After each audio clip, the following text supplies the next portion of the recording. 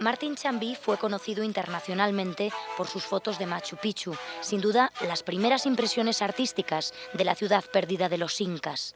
Hasta esas desoladas alturas llegó numerosas veces Martín Chambí, con su aparatosa cámara a cuestas, para mostrar la imponente ciudad y la belleza del paisaje andino. Sin embargo, en su obra, Martín Chambí muestra mucho más que el mundo natural, la belleza de los paisajes y los monumentos históricos. En sus fotografías, como diría Mario Vargas Llosa, Chambí desnuda toda la complejidad social de los Andes, no dejando un rincón del universo que le tocó vivir sin apropiárselo e inmortalizarlo en sus fotos. Bueno, él es un aymara, no es un quechua, él es de la zona de Puno, es una zona que no pertenece como Cusco a una iconografía ya universal por Machu Picchu, las propias fortalezas incaicas. Él viene de un lugar de donde no se ha contado nunca nada, absolutamente, y donde a uno se le puede resbalar la mirada y no ver nada.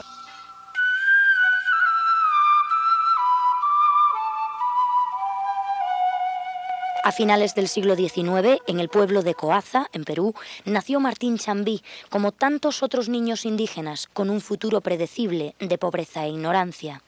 Fue el primer fotógrafo indígena de América Latina y tal vez, por eso, su mirada es tan original.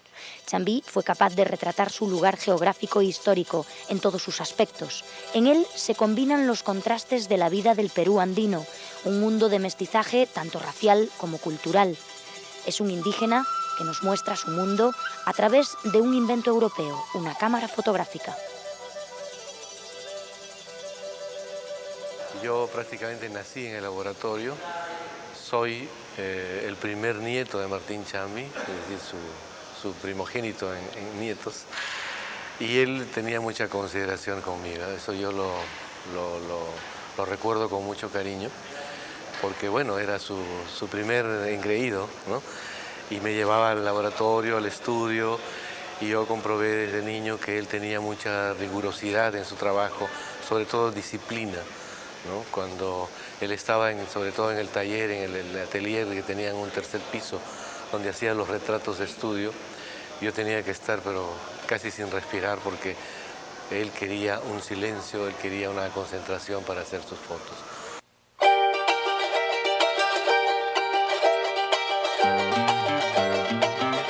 Arequipa era a mediados del siglo XIX una ciudad que se desarrollaba a pasos agigantados, tanto en lo económico como en lo cultural. Era, además, escenario de una nueva sociedad que mezclaba la presencia europea con las bases criollas tradicionales.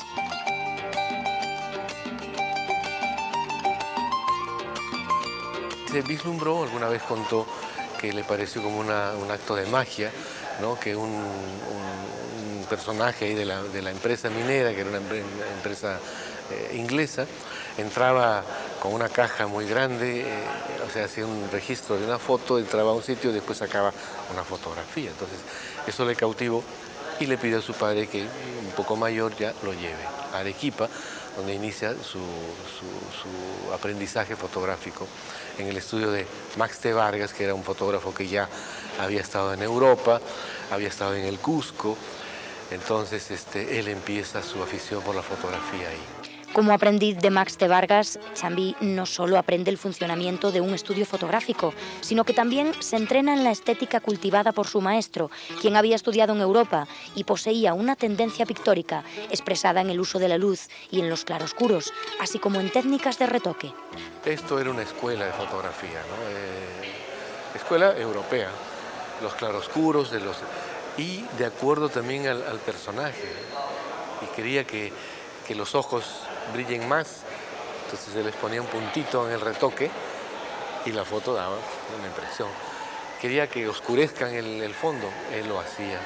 Quería que le den color, y él, valiéndose de oxígeno y de un aerógrafo, daba color, un degradé de color, ¿no?, a las fotos por encargo, a lo que el cliente le pedía.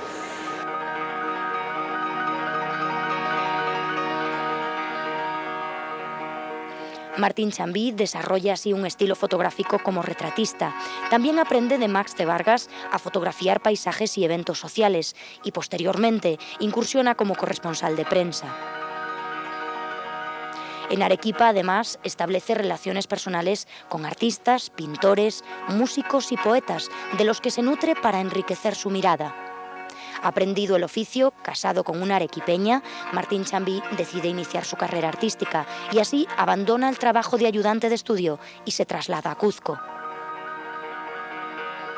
La ciudad de Arequipa era una ciudad más mestiza, la ciudad de Arequipa era una ciudad más colonial, no había indios o no había muchos indios, y él siempre estaba con la idea, ¿no? Entonces mostraban la ciudad del Cusco y dijo, no, el Cusco, este es mi lugar.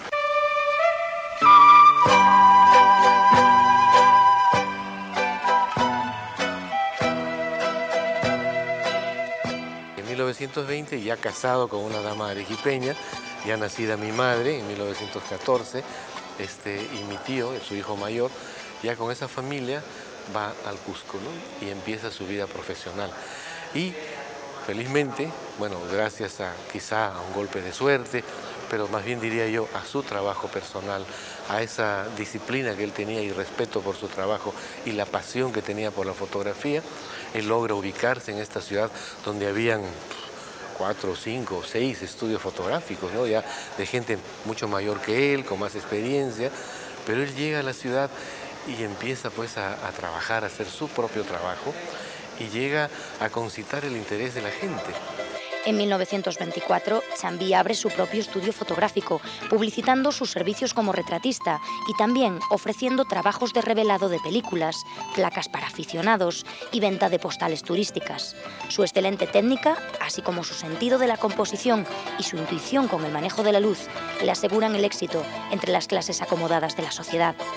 En sus publicaciones, cuando él vendía su trabajo, su nombre, a través de periódicos, revistas de la ciudad, él decía, ¿no?, fotos tipo Rembrandt, ¿no?, al gusto del cliente. Son temas así de publicitarios, digamos, ¿no?, porque él lo hacía. Él manejaba, era, como muchos lo han dicho, un maestro de la luz. Le dijeron el poeta de la luz. En fin, una mucha serie de títulos que le da, por eso, por el manejo de la luz natural, ¿no? Entonces, eso es lo que él dominaba y es lo que él hacía, él trabajaba con la luz.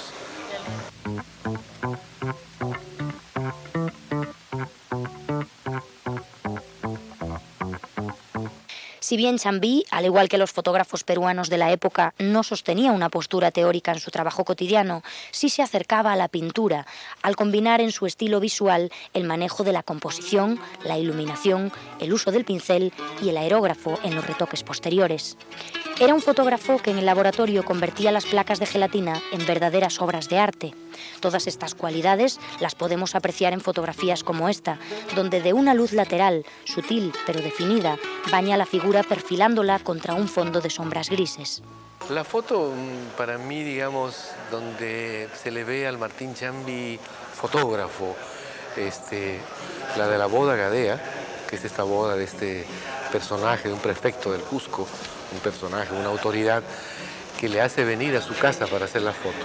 Entonces él busca el lugar más adecuado, pero pensando fotográficamente, ¿no?, él enmarca la foto en una puerta donde la luz natural entraba, ¿no? Pero ya en el laboratorio, y pensando en eso, hace la foto, le cubre en la placa, porque es una placa de 18 por 24 centímetros, con un producto químico y un algodón, empieza a blanquear el negativo, para que al positivarlo salga negro, salga oscuro y no distraiga, digamos, el marco de la puerta o una banca que había ahí.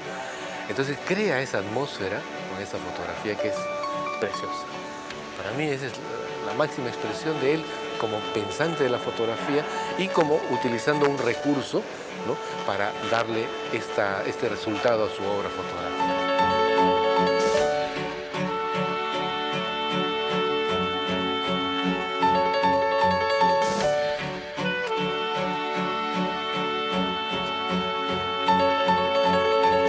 En la sociedad cuzqueña del momento, dividida en polarizados estratos sociales, el cliente aspiraba a un retrato que, aunque irreal, fuera gratificante en cuanto a sus ideales de ubicación social, objetivo que Chambí alcanzaba al obtener fotografías semejantes a pinturas famosas.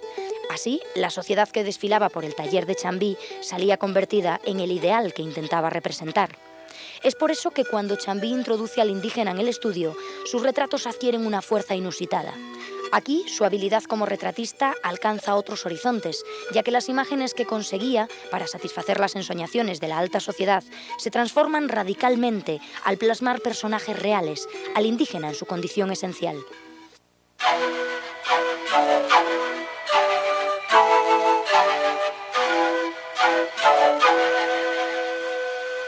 La novedad en los retratos, y partimos de ahí, es que hay muchas fotografías de gente que habitualmente no iba por su propio medio a hacerse un retrato porque no tenía dinero, como la fotografía que tenemos a nuestra espalda, sino que él lo coge como tema documental, como tema que le va a sacar, no provecho, pero sí le va, en algunos casos, como en el del gigante, lo va a utilizar para... Él era corresponsal gráfico con algunos medios importantes en Lima, lo va a utilizar para ese fin. En otros casos simplemente es como para tener un acervo de la sociedad, de todo el ambiente que le rodeaba en Cusco.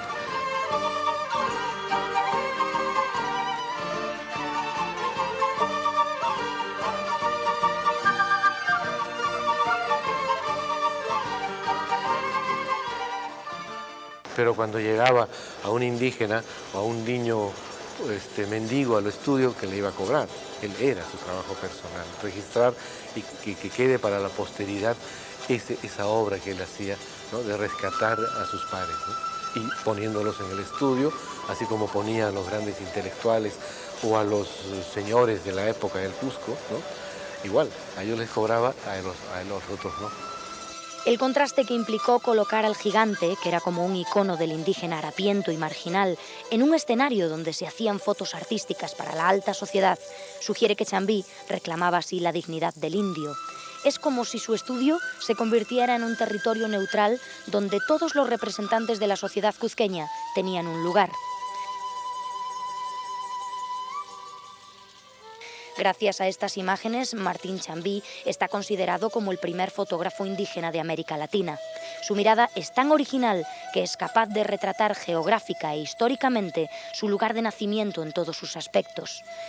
Él mismo dijo: "Me siento como un representante de la raza. Ella habla en mis fotografías".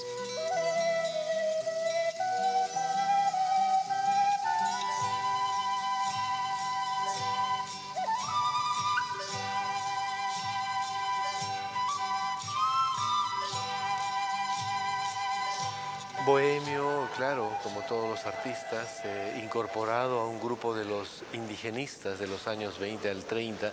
Hay una corriente importante en la ciudad de intelectuales, de profesores universitarios, de artistas, sociólogos que estudiaban el problema del indígena. Y cuando pasan por el estudio y ven que Martín Chambí retrata a los indios con una dignidad, con una pulcritud, con una transparencia, lo acogen inmediatamente y le dicen: tú también eres uno del grupo. ¿Era Chambí realmente un fotógrafo indigenista? Puede que su impulso haya sido simplemente el de revelar el rostro oculto de un pueblo, y eso es lo que hace con su cámara. Imprime los cristales con la imagen del indígena olvidado y luego lo muestra y así lo recupera. Pero su mirada es especial porque él también es un indígena. Su arte es un testimonio desde dentro. Porque la fotografía de Chambí a veces se le ha tildado de indigenista. No es que fuera un indigenista militante, simplemente que enseñaba lo que se estaba haciendo, cómo vivía la gente y qué es lo que pasaba en su país. Y además no es solamente el Perú, es Bolivia, es Ecuador, es la media luna surandina, ¿no? De una historia que queda interrumpida, de un hombre que ha perdido sin cosmogonía y que nunca ha tenido una participación activa, digamos, en su propia cultura desde que los españoles lo bajaron digamos, de su dignidad y lo dejaron convertido en paria, ¿no? Y después Europa entera y después el propio Perú, ¿no? Las clases dirigentes peruanas.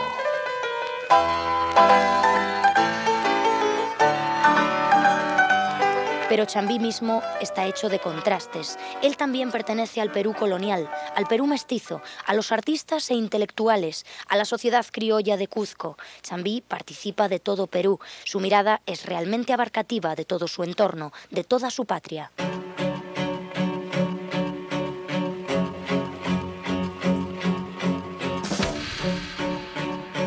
Si bien se puede argumentar que el indígena tiene un lugar privilegiado en la obra de Chambí, el fotógrafo también hace un amplísimo registro de la vida cuzqueña a través de la fotografía por encargo. Así plasmó en su trabajo a grupos de teatro y música, profesores de colegio, aviadores, deportistas, militares y policías, sacerdotes y obreros de fábrica. Chambí incluso llega a poseer una colección de retratos privada de los artistas e intelectuales más importantes de Cuzco. Y obviamente era un estudio comercial, ¿no? Y luego entra el turismo ya más masivo, digamos, en los años 40, los años 50, donde él también interviene para hacer un negocio de la postal turística.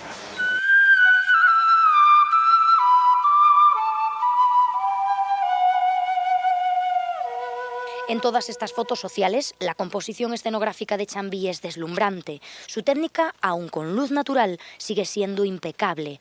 No hay en Chambí esa tensión y rigidez característica de las fotos tomadas con cámara de gran formato, sino que en sus modelos la naturalidad y la confianza ganan sobre la nerviosa expectativa del fogonazo. Es un poco sorprendente porque son cámaras grandes, estáticas, que tiene que montar con un trípode, meterse, que parece que la gente va a estar como un poco más nerviosa esperando que dispare. Sin embargo, él conseguía esa cercanía con la gente que no va a conseguir luego con otro tipo de cámara. Martín Chambí tenía además otra ventaja. Él lograba sin esfuerzo transitar por distintos estratos de la sociedad. Podía participar en una cena con alta sociedad, como dormir en una choza indígena.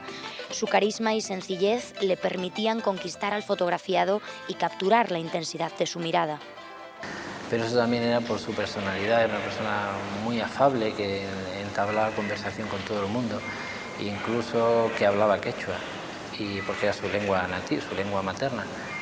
Y eso hacía que la gente se encontrara con él muy relajada, con mucha tranquilidad, y no hubiera frontera entre los retratados y él.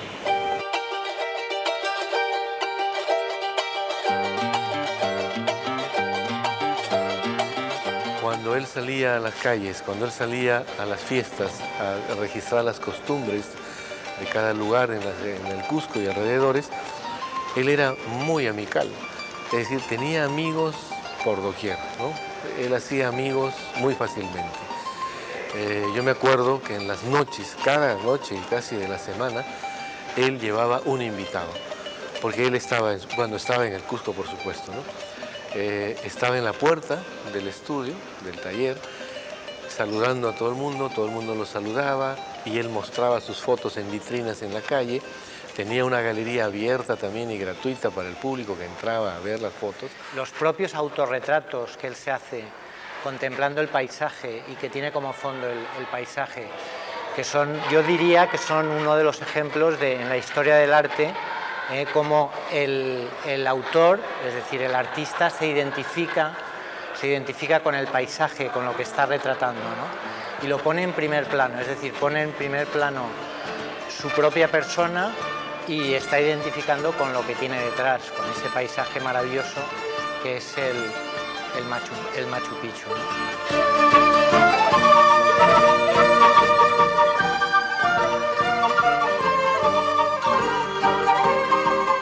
Chambí logra imágenes muy originales para su época.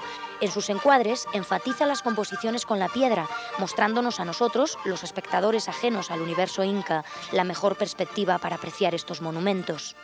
Él en Machu Picchu empezó a fotografiarlo casi desde el inicio. Estuvo en una de las primeras expediciones que hubo a la ruina y luego participó en la expedición de 1928, que fue como la expedición oficial. A partir de ahí, sus fotografías ya van a ser imprescindibles para la extensión y la popularidad del monumento.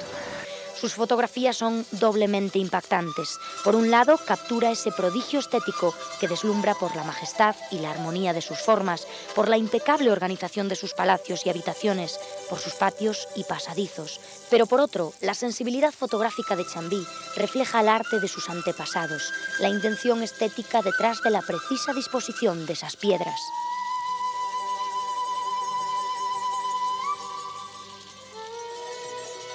Una de las cosas más difíciles que hay en fotografía es la fotografía de arquitectura. Y él consigue piezas magistrales, tan magistrales que muchas, yo me he dado cuenta que son referencias que luego pueden verse, por ejemplo, en el cubismo. Es decir, llega a plasmar la piedra, la escultura de la piedra, prácticamente como cuadros cubistas, ¿no? También la luz siempre juega un papel muy importante. Escoge esos momentos del día en los que la luz es un poco más suave, que valora mucho más, sobre todo en la arquitectura, los volúmenes, como pasa en Machu Picchu o incluso en Cuzco, que son especialmente los momentos de las primeras horas del día o la última.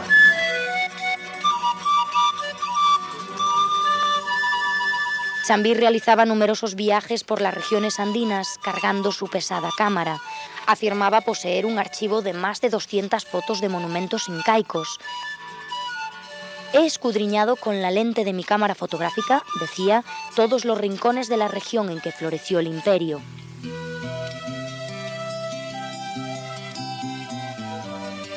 Estas fotografías de arquitectura incaica, de paisajes, así como las fotos sobre aspectos de la vida cuzqueña, se vendían en enormes cantidades como postales y también aparecían en la prensa e incluso en revistas especializadas como la National Geographic, la cual le dedica un número en los años 30.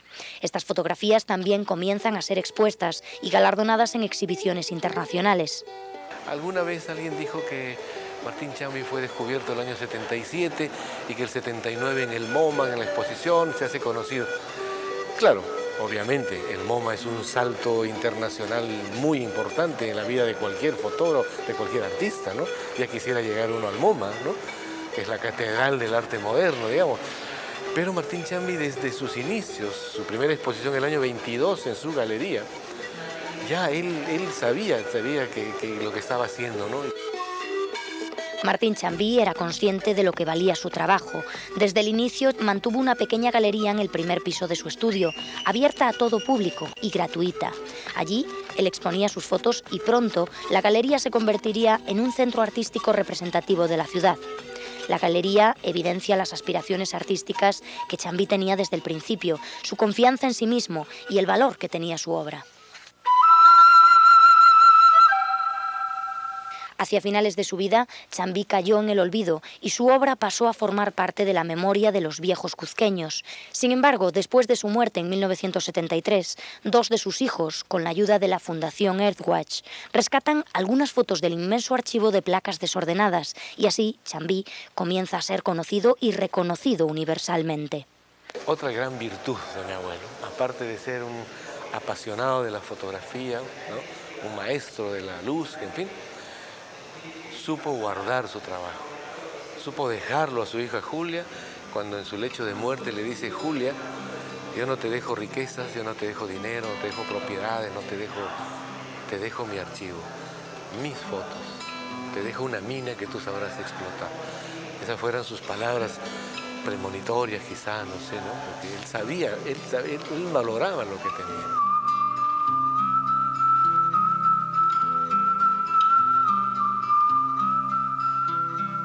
Chambí realizó una obra monumental de la que se han conservado alrededor de 17.000 placas de cristal que habían quedado hasta ahora guardadas en el que fue su estudio. Gracias al clima particular de Cuzco se han preservado en excelente estado. Y finalmente, en 1988, mi tía Julia, su única hija fotógrafa, me encarga y me pide que le ayude en la organización del archivo. Tengo la satisfacción de ya estar iniciando el desarrollo del gran proyecto y el gran sueño que tenemos, como es el de institucionalizar el nombre Martín Chambí en el Cusco, hacer un museo, rescatar su obra. Son 30.000 imágenes aproximadamente que tenemos, queremos digitalizarlas, queremos organizarlas, queremos, bueno, ponerlas al mundo.